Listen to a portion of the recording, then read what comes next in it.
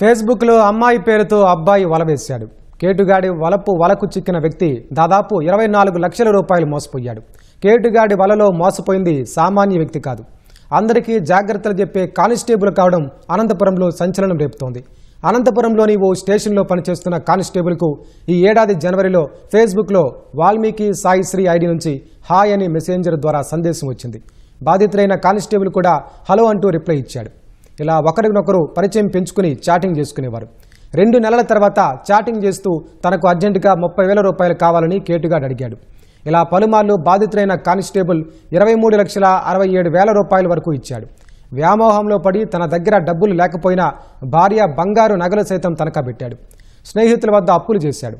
తిరిగి డబ్బులు ఇవ్వాలని అడిగినప్పుడు సరైన సమాధానం లేకపోవడంతో మోసపోయానని కానిస్టేబుల్ తెలుసుకున్నాడు. తాను పంపిన అకౌంట్ నెంబర్ల ద్వారా ధర్మవరం పట్టణానికి చెందిన తలారి వెంకటేష్ తనతో చాటింగ్ చేశాడని కానిస్టేబుల్ తెలుసుకున్నాడు.